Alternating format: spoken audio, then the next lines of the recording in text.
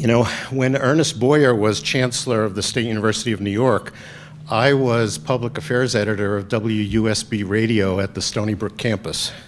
WUSB, I think, had less wattage than most light bulbs, but we were carried on the student union speakers most of the time.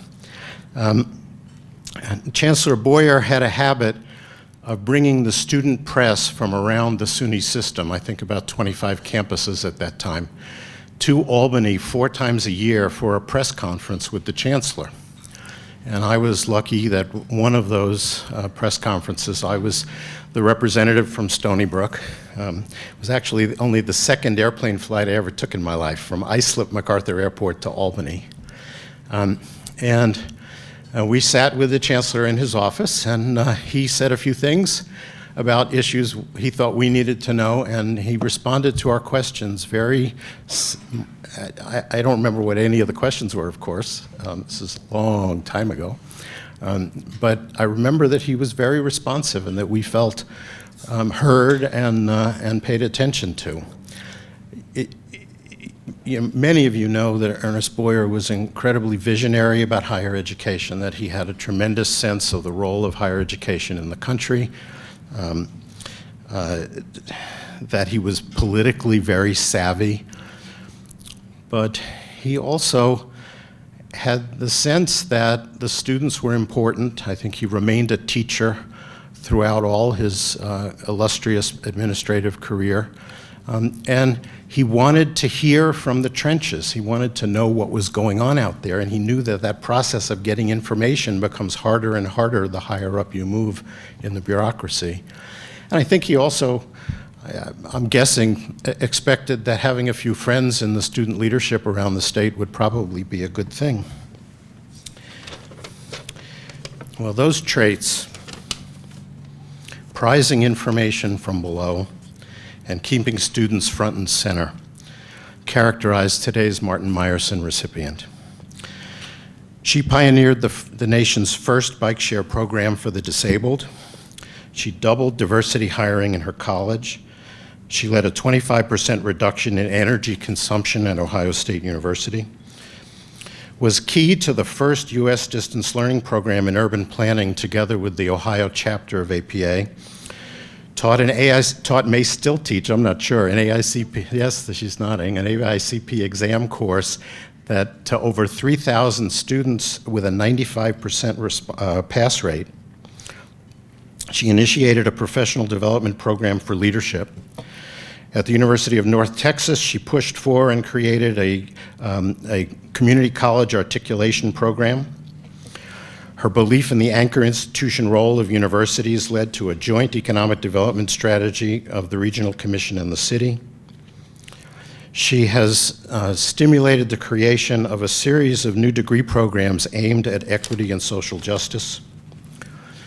At the University of Texas Arlington, she's built a broad governmental affairs outreach program, is known for her shared governance style, is central to the plans for a new regional industry cluster in the life sciences in the Dallas-Fort Worth metropolitan area, and is remaking the UT Arlington's real estate development program around strategic partnerships. She is a double fellow of both AICP and the National Academy of Public Administration. Please join me in congratulating Jennifer Evans Cowley, recipient of the ACSP Martin Meyerson Award for Distinguished Leadership in Higher Education.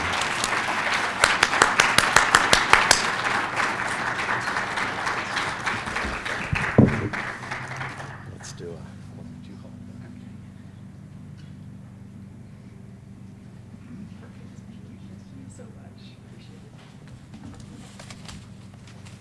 Bruce, you made me sound really good.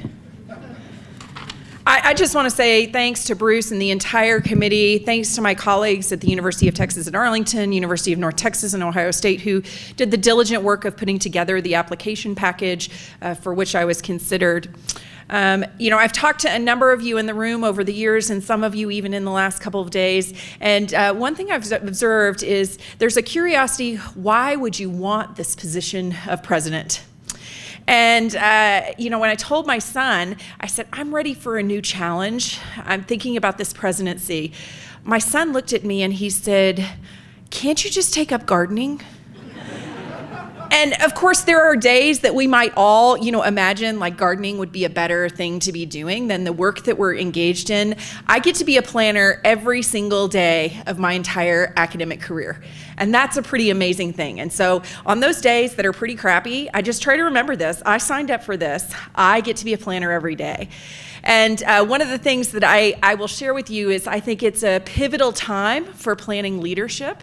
If I look nationally at the biggest challenges facing higher ed, I'd say there's two things that I would focus on most. First is demographic. We teach our students how to do demographic forecasting. I've heard your programs are shrinking. How many of you have shrinking programs? Yeah, a bunch of you. Okay.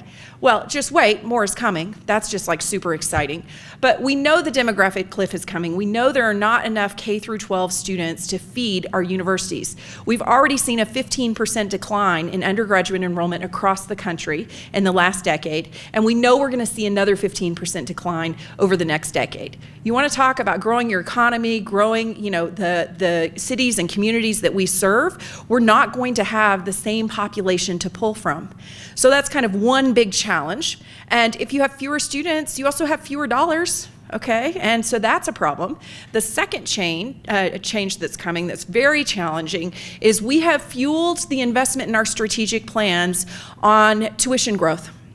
That is how we have funded the work that we've been doing. At my own institution over the last decade, we've invested in expanding our research infrastructure, allowing us to become a Carnegie R1 university and in our state a Texas Tier 1 university. That came on the backs of our students.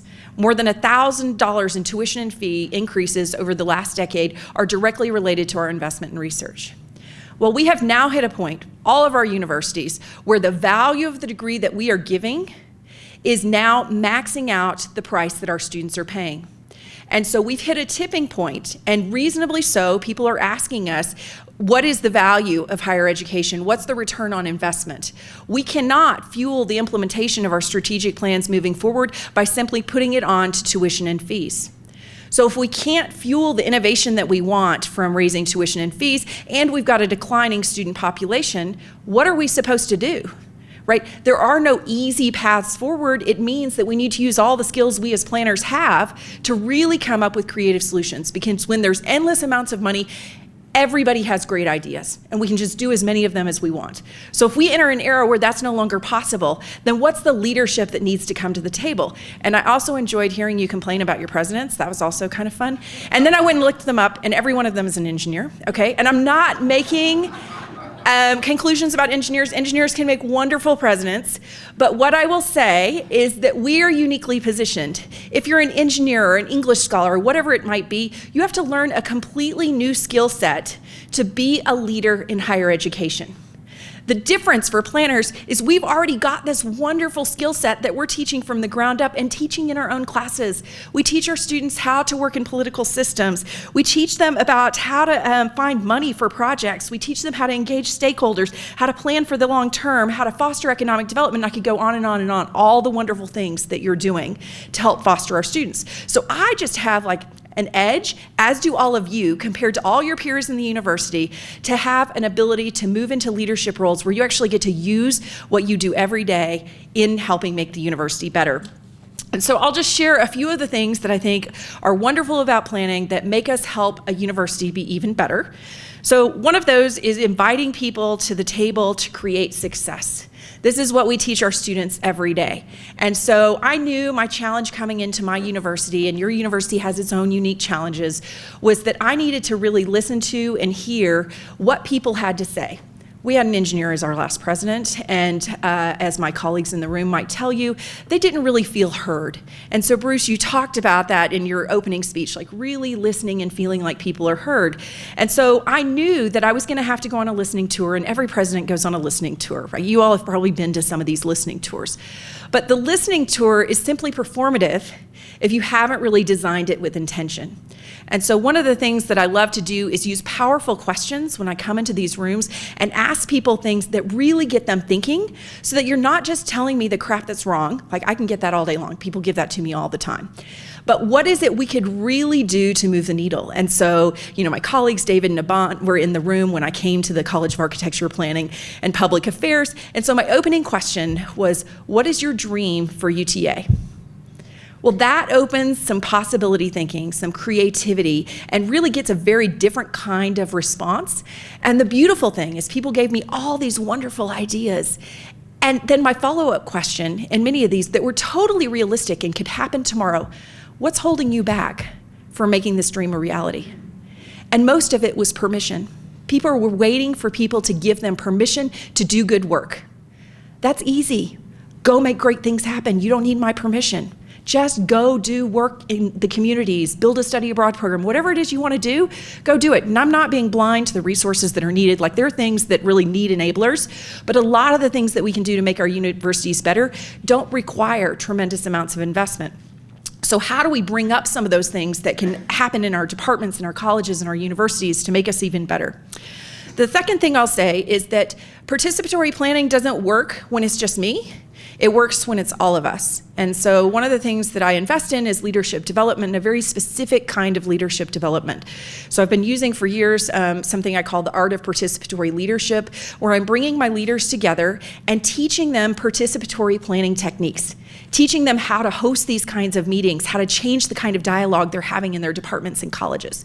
Because you know all this stuff, but I have to say, we're not awesome at practicing what we preach. So how do we embed that across the culture of the whole institution? And so I take 40 leaders at a time. Our next cohort is coming in April. And it's amazing to watch the transformation when you invite people to bring the things they care about and to work with others to come up with solutions and build buy-in so that we're working together towards solutions. So the thing that I would say next is really inviting co-creation. That I don't know the first thing about cybersecurity, y'all. It's really shocking, as a planner. I was just not educated about cybersecurity, and you can list all the things I'm responsible for in a university for which I have no expertise. So how do I invite people to come together and build the kinds of projects we need, the kinds of programs, the kinds of, all these things together so that people are part of it? And I'll just, say that you talked about shared governance, and all of the universities I've worked at, the faculty senates would say they have delightful relationships, and that it's really a valuing of shared governance and what it can mean to engage those around us in meaningful dialogue and solutions. And so my favorite letter that I got as I was leaving the University of North Texas was from one of our math professors, and he said, what I've really appreciated about your leadership is you accepted us for who we are, and all you ever wanted was to make us better and let us be better together. That's a pretty powerful message to hear about a leader, and we can all be that thing for our faculty, for our staff, for our students in helping make our communities better. So I'll just share, one of the things that I like to do is engage our talents. We have amazing people across the university who have all kinds of expertise. And I remember as a chair complaining, why don't they ever ask us to help plan stuff on campus? They just announce, here's this new shiny thing on campus, and we didn't get to be part of it. Why? Why can't we use more of the talents of our campus? And so we have these bridges. We have a road that runs right through the middle of campus. And so our students, faculty, and staff are walking across every single day. And I said, well, we need to refresh those. It was time for some renewal. And I just said, well, can we start with our students? They're the ones that are walking over it every day. What do they want to see these bridges become? How would they redesign them? And so we said, let's just do a design competition. And so our colleagues in the College of Architecture, Planning, and Public Affairs said, yeah, we want to do this. And there was so much excitement from the students that the faculty all agreed. They were just taking the first 2 weeks of classes, and this is what they were doing, because there was so much interest. Like, you invite some of that creativity to come out, and people just seized on it. Now, I promise you, I'm not asking them to take 2 weeks out of their class every single semester, but it's just a symbol of how we can partner and use the talents that we have on our campus. Now, yesterday we had this fabulous talk about storytelling, and I view one of my jobs as being a chief storyteller for the university. I'm not the only one. I'm trying to cultivate, a whole family of storytellers. But how am I supposed to tell the stories of our campus when I'm sitting in the ivory tower? And that really becomes a challenge. So I'll just ask you, how many of you have had your president personally come and talk to you individually about your work? Awesome. 3 people. Okay. That needs to change. Okay, this is my view on leadership. That has to change. How in the world am I supposed to tell the stories of our campus if I haven't met the people and heard their authentic stories and had them feel like I understand what they're doing and the impact that it's having on our region, our state, whatever it might be. So once a week, I go visit someplace on campus, and I post these on social media. It's like a big point of pride to like get the president's visit to wherever you're at on campus. So this week was neutrino physics. Okay, anybody know what neutrino physics is? Yeah, me neither. Okay, so starting point is I never took physics in college, so start me at 101. What is a neutrino? Like, this is my ask to the faculty, and they're delighted, to tell me about it. And then why does this matter? And like, it's fabulous. They're like shooting things from Chicago to South Dakota. It's like the biggest science experiment that's happening for the next 20 years for the federal government. I mean, it's really, really cool work. And at the end of this, I'm like, okay, and so why does this matter? Like, why does it matter? And they're like, we're answering the fundamental questions of why our universe exists. And I said, okay, now I need you to tell me in 2 minutes or less, why should the everyday person care about this science? They couldn't tell me. And so they're going to work on it. I mean, they took the challenge and they're like, we're going to get back to you. And I said, please help me tell this story, because we have this questioning of the value of higher ed. If my faculty can't even explain why their work matters, how am I supposed to do it? How is the everyday person supposed to understand why neutrino physics matters to the future of our world? So, it's really about trying to get people to help me do a better job of showing the impact of our work. And so this questioning of the value of higher education, some of that's on us, that we don't get out in our communities and really show our impact in meaningful ways. And we do as planners, like this is our gold star. And so we need all of our presidents and provosts and everybody else to understand the impact of the work we do. But we need more of our colleagues coming to the table. How do we invite our collaborators to come and do this important work together? So, the thing I would just share with you as an example is really around us being economic anchors in our communities. So I was with the president of the Association of Public Land-Grant Universities earlier this week, and he had a meeting with the Secretary of Commerce for the United States. And the Secretary of Commerce for the United States told him, 4-year universities don't do anything for workforce. I know, you're like, the look on your, like, what the hell are you talking about? Okay, but these are perceptions, and perceptions at the highest levels from really educated people who should know better. But we haven't done a good job of showing how we're impacting the workforce and economic development of our regions, and that's a sweet spot that we can play. And so, I meet with companies all day long. We're the fastest growing region and the fastest growing state in the country, and we're just taking all this amazing talent from California and New York and everywhere else. Sorry, it's not my fault, okay, but we're gonna take it. And I meet with these companies, and the first question they have is, will you have the talent I need to be successful here? That's the number one question on their list. They care about the taxes and all the other things, but you're not going anywhere if you don't have the talent you need. And so I've asked, okay, what do you need? Okay, yeah, I can give you electrical engineers or life scientists, whatever it is you need, but our system of being agile in curriculum development is just jacked up. I mean, how long would it take you to create a new degree? 2 years? Does that sound pretty good?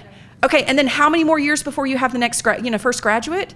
Like, that is ridiculous. Our economy is moving way too fast, and we let our faculty design our own curriculum. Like, how many of you have intentionally gone out and said, we're just gonna start over and bring together all the stakeholders and we're gonna design our curriculum together? How many of you have done that? All right, go talk to Jeffrey. Like, he'll tell you how to do it.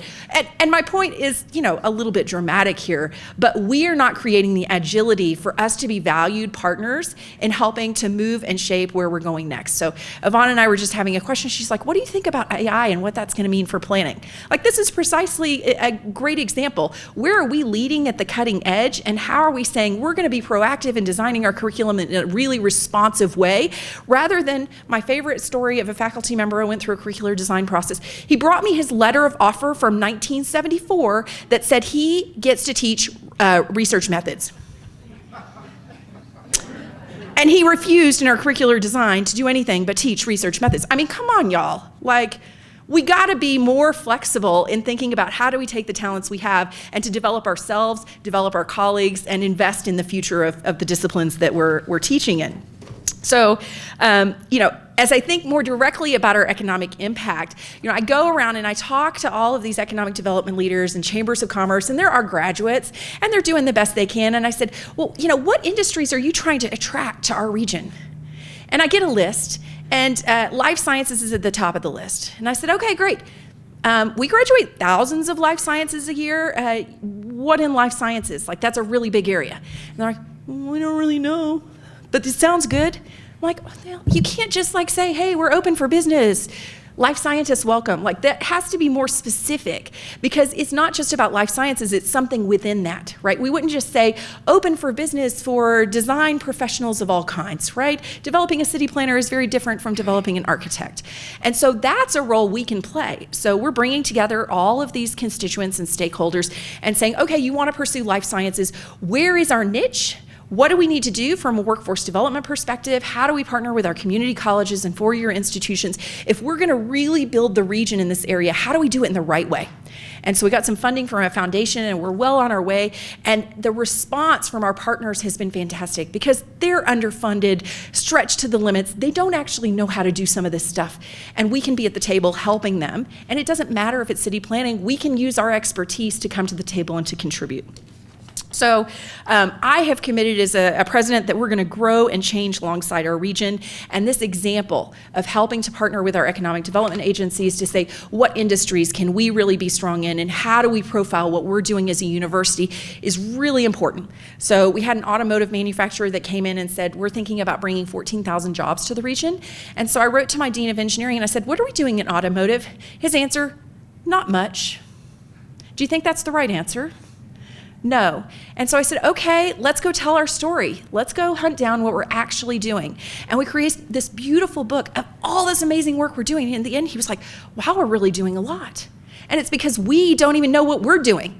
You have your little sliver of the university and then there's the rest of the university, and you're in these privileged places where you get to interact with your colleagues regularly. But imagine what the public or future employers know. Almost nothing. So we got to do a better job of connecting in ways that are impactful and help to tell our story. So the last thing I'll say is my dream for UTA is that we're going to be one of the most inclusive and impactful research universities. And what I told our community is that a dream without a plan is just a wish. And so we are planning a way. And so people bring me these great ideas, their dreams. Now we're looking at what does it take to actually create the plan for us to achieve.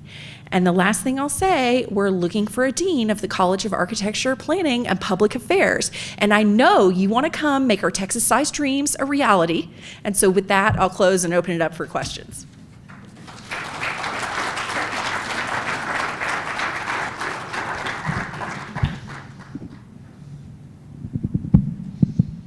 I am a professor. I'll call on you if you don't ask a question. Go ahead in the back.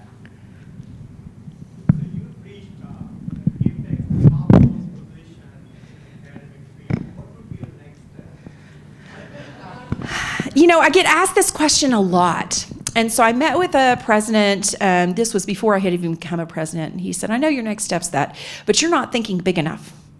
And I thought, how can you not be thinking big enough? What is beyond this? What could I possibly want to do beyond this? There's a lot of things I can tell you I don't want to do. I definitely do not want to be a chancellor, okay? As out of the question. So I think the question is really, how do I do the best in my job? 10 years from now, I want to be able to show how have I transformed my institution and really made it, the university that we've all planned for. That's for me where my focus is now. And then, I might take up gardening. So. Congratulations and thank you. I wondered if you could, so you emphasized a lot about economic development and making the connections to what we do there, but I know from your history that you've been so involved in inclusivity work. Can you talk about how you frame with stakeholders, with faculty, with students, the connection between economic development and inclusivity? So I think one of the keys is there is a disconnect if you look at who is leading business and the demographic of who's leading business and what the workforce is and what the workforce is going to look like moving forward. And so one of the things that's very attractive about my institution, we're the 5th most diverse institution in the country, is making that connection for people. If you want the workforce and talent of the future, then you have got to be more inclusive in the environments that you're creating to attract our talent to come to you. And so with the workforce challenges that we've all seen, it's been really fascinating to watch what's happening with companies. So companies that never would have looked at us, Goldman Sachs, no, they're going to Harvard or NYU or wherever, are now saying they're never going to achieve their goals of having the talent they need, nor the representation they need if they don't look at institutions that look like us. And so everybody is surprised when they come on our campus, and there's a perception, this quality perception, that somehow if you go to UTA or you pick, our university in the room, that somehow the education our students is receiving or their ability to learn is not where it would be if you went to a prestige school. And so really breaking that down and focusing on what we do and allowing them to experience the talent that we have. And all of them say, oh, there's like a grit and a readiness to work and like an ability to learn that we just don't see in the students that we get from Southern Methodist University, or you pick the university. So how we create more stickiness with those employers and show that success, I think, is a very important part of the work that we're trying to do. Yeah. I have a question. So your background is from Ohio State, right?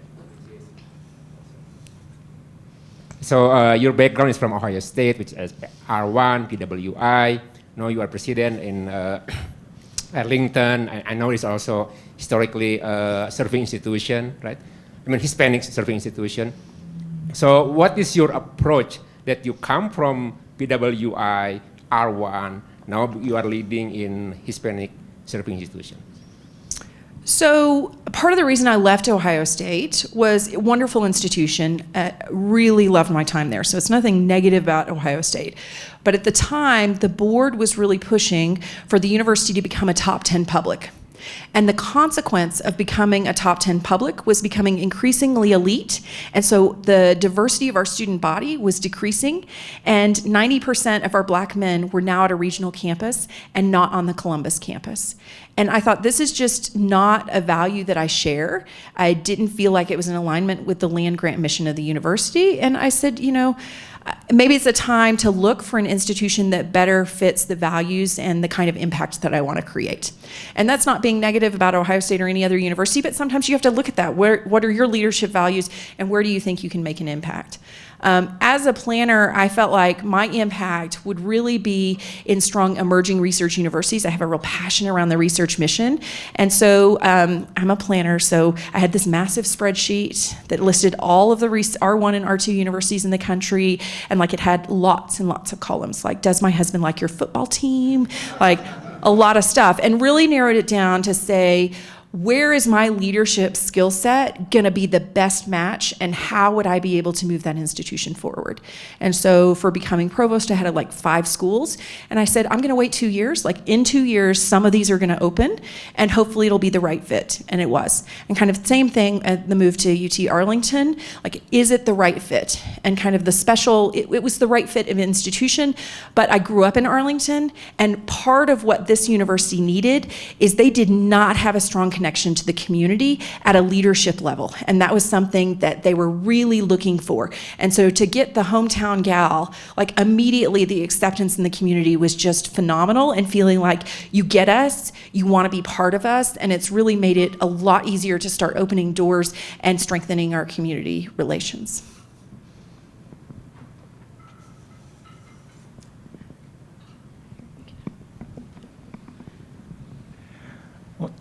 Schools with architecture, planning, landscape architecture, all of those kind of design-oriented, policy-oriented programs, but typically are kind of have very, very weak voices in the university system. They do not generate as much dollars as other engineering schools. Business schools, they do not generate much research dollars, students, all of others. So how, from your position, you're a planner, I guess probably one of very few planners being a university president, and how would you communicate or inform other disciplines the value, the contribution, the impacts that our disciplines, our planning and the related disciplines contribute? So I think it starts, what is the plan for the university? What are they trying to achieve? Our last strategic plan was really focused on meeting a state goal of becoming a Texas Tier 1 institution. And so my predecessor created a plan for doing that and achieved it. And so I just give him, full accolades. But the pathway that was most efficient was a STEM-focused pathway. And so everybody in the university, I think, would agree that there was a disproportionate investment and emphasis on the impact that was created in STEM and the investment that came from that. But we met that bar, and it's like, okay, now it's a new time. How do we think differently about what we value and the goals that we want to create? So we're creating our strategic plan now. One of those is centered around engagement, and that's a place that our College of Architecture, Planning, and Public Affairs really has an opportunity to shine and contribute to. And everybody recognizes, because of this disproportionate investment, now is an opportunity to kind of broaden our views of who we are as a university and how do we become more comprehensive and inclusive of appreciating the breadth of disciplines that we have across the institution. And so, my colleagues are here, so I don't know if they feel more appreciated or not at this point, but what I have told people is you really don't want your discipline to be the president or provost, because you explicitly cannot show favoritism, because it will receive extra scrutiny. But I think the Kappa folks at least feel appreciated and valued on the campus. Yeah. Jennifer, I want to ask you about navigating the competition on campus. Planners, the planning field has tentacles in many different directions across many specialties and areas of practice, and many of us see other programs open up on the campus that do what we think we do. And suddenly we have a competition for students, or competition for research dollars, or for donors. Sometimes another campus in the system wants to create a degree program that we think duplicates what we do, and we say, but you don't give us enough money yet, and you want to put money into a duplicate program. How should a planning program respond to those kinds of challenges that bubble up around us? Yeah, so I think starting, the natural inclination is defensiveness. But this is us. This is the core of us. We do this. But we're supposed to be collaborative and curious, and sometimes we're not always doing that. So at UNT, we had just started a planning program, and then our College of Liberal Arts wanted to start an urban studies minor. And people were like, but that's going to take our students. Well, why does it have to? Why can't it be complementary and our planning students get a minor in urban studies? So some of it is our mindset and how we think about it. Now, I'll zoom out and talk about the interinstitutional competition, which in my state is absolutely infuriating because there are no guardrails. Effectively, anybody can start any program anywhere. And so we've got universities literally moving into my town, okay, one of them in this room, okay, and across the road, A&M's now opening a campus in Fort Worth. I wasn't talking about you, Shannon. I was talking about Texas Southern. They bought land in Arlington. It's a free-for-all. And my worry is that as we move into this period of enrollment decline, we're going to eat each other alive, and it will be a race to the bottom. And so that is really kind of my big picture concern for all of us, is that we're going to be desperate for enrollment wherever we can get it. And we don't care if you are great in urban planning. I'll just start another program and we'll call it sustainability studies, but it's really planning and just, hire people and then launch it and get it going. And so I think there is a very real threat about overproduction of degree programs and how we work with our states to kind of manage some of that, particularly in an era where we're likely to see enrollment decline. So probably not the best answer, but I try to be positive in saying, how can we work together? What are the things that we can do that are synergistic to be additive rather than subtractive? So, yeah.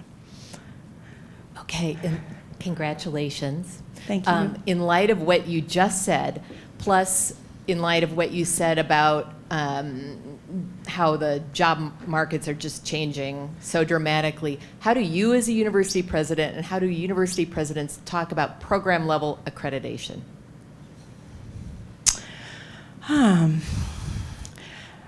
I would say for the most part, program level accreditation is largely crap. So, I'm just going to be direct. I think that the Planning Accreditation Board has not evolved quickly enough to represent the changes that are happening on your campuses. So, I've talked to David about this. The demand for master's programs that are 2 years in length is gone. That market is just gone. And so we're hanging on to these 45, 48-hour degree programs as if the master's degree is somehow this miracle of planning, right? You look at the amount of debt a student has to take out at the undergraduate plus the master's level and the job they're going to get when they graduate, it's ridiculous. And we're not producing enough planners because our programs are all shrinking because of the costs associated with it. And in my region, people are getting hired left and right with undergraduate degrees and all kinds of things that are going into these jobs and being trained on the jobs. So how are we responding in a way that is market sensitive, and how is our accrediting body responding to create the flexibility you need? I mean, I will tell you, the faculty to student ratios are ridiculous. They're ridiculous. They're unattainable in our current environment. So what PAB is asking for is that every university president choose to subsidize the planning program over everybody else. Okay, that may make sense in some areas, but planning is not one of them. You cannot tell me that having 35 students in your class instead of 30, it results in an inherently transformative experience for your students. It does not. And so you have all these programs that have been created that are not accredited because they're not in an environment, in an institution that can afford it. And I've talked to some of my colleagues. You're figuring out how to survive in an RCM budget model where you don't have accreditation supporting you and being able to achieve the outcomes you want to achieve. Now, I think studio-based education is outstanding. I think a lot of the things that we say we want to achieve in terms of learning outcomes are awesome. And I have the same problems in education. I can just go down the list of accreditors that have created standards that are out of line with the fiscal environment of a public university. And so I would just say that's a challenge I would give to our accrediting bodies, is how do you live, understand the reality on the ground, and what do we actually need to achieve for our students to be successful when they graduate? And how do we create that flexibility? And I know they use this as every single one I go to, you need to hire more faculty. You need to add more space. And I'm with what money? With what money? I mean, it's not like any other program on the campus is inherently just over-resourced at some dramatic level that I can just move it to planning. And that's not being about planning or any other discipline, but our accreditation standards are just, they were written in an era that we had a different fiscal environment. And so.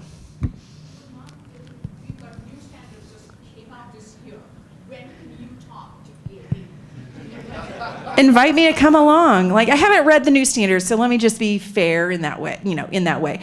But I would just say it's.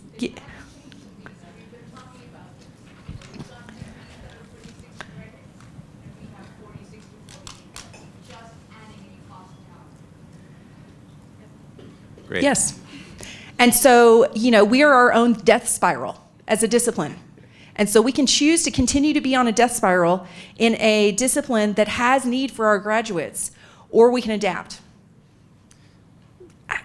You guys are PAB. I mean, in all seriousness, you sit on the accreditation body. You're the ones that can lead this change. Just like you had this great conversation about whether you not want to be STEM designated or not, you all can come together and say, what is it that really needs to change? How do we keep the core of what makes us planning and recognize an environment where we can all thrive?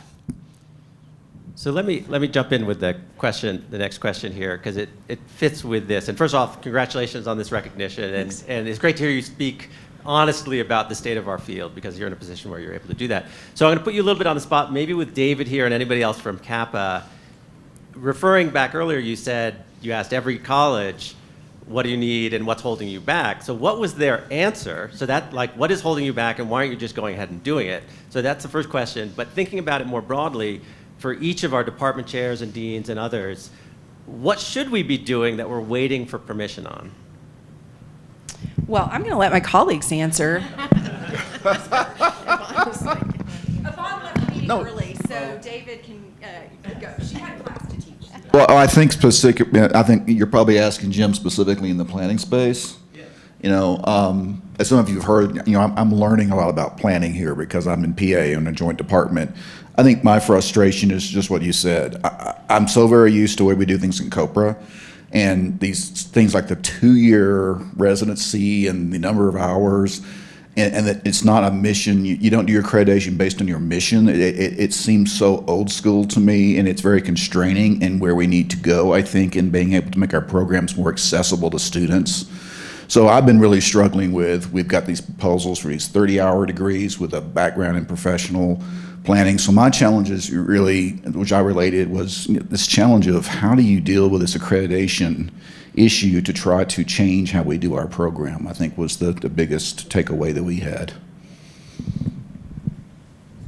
And unfortunately, I can't change accreditation by myself, but I can be here and encourage all of you to change your accreditation. But in that meeting, the big takeaway was that our school had grown so much that our physical capacity had not grown with us. And so the studio culture had moved largely remote, and so our students weren't able to get studios until upper years or later in graduate school, and it was really changing the way that community was built and the kinds of learning that was happening in those environments. And so I haven't told anybody, and y'all can keep it a secret, I think I'm buying an art museum that is gonna become studio space. So like, okay, they gave me a dream. We want a studio culture that really reflects the environment that our students are going to be going into when they graduate. And so we're looking for space. So, yeah. Jennifer, I think we just had a moment like the one your physics faculty had when you asked them why anyone should care, and they had to think of the answer. I think you've given us several questions that we have to think of the answers to. Thank you so very, very much for being here this morning, and congratulations. Thank you.